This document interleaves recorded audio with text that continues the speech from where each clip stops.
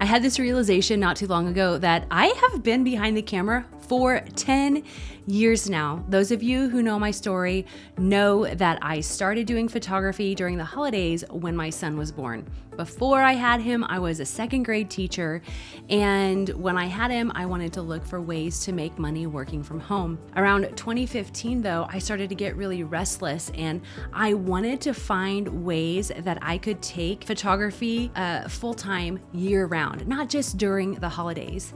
And in 2016, I started working with food bloggers, and it completely changed everything for me and my family. And so I wanted to do a series of 30 things that I have learned over the last 10 years in photography. So whether you're just starting out, maybe you don't have a camera yet, or maybe you are new to photography and you are looking to learn, or maybe you're not new to photography and you're wondering if food photography is a new avenue for you and your business, I'm going to be sharing some really valuable insights for everyone. And the very first topic is, it's okay to start small. When you are surrounded by people who have been doing photography longer than you, whether it's just a few months or a few years, it's really easy to think that you need to have what they have. You need to have the latest and the greatest. But I'm here to tell you that is just not true. This camera right here,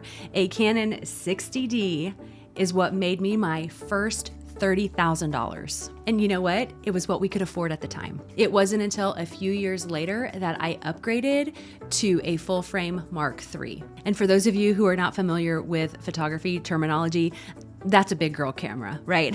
So I went from a budget camera to a big girl camera, but only once I became profitable. I am a big advocate and proponent of people learning to use the gear that they have now. Have you ever heard the saying, he who is faithful with little is faithful with much? Well, it applies here. Mastering your current tools are going to make you better in the long run. If you can take amazing photos with a subpar camera, just think about what you can do with a professional level camera. Not to mention, I have known people that have the latest and the greatest, and they have no clue how to use them. So it doesn't really matter what gear you have if you don't know how to use it. So I want to give you some practical tips to get you started.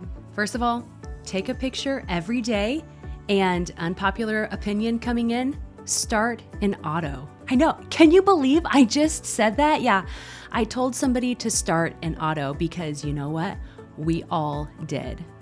But whenever you do, I want you to pay very close attention to your camera settings when you go from indoors to outdoors. I really want you to note what's happening to your shutter speed, what's happening to your aperture, and what's happening to your ISO. What do you notice as the light changes? And number two, get connected with a community. Community drives success. Find a group, whether local or online, and connect with others who want to learn photography. Joining a community is often free and so incredibly valuable. You know, when I first started, I was incredibly lonely.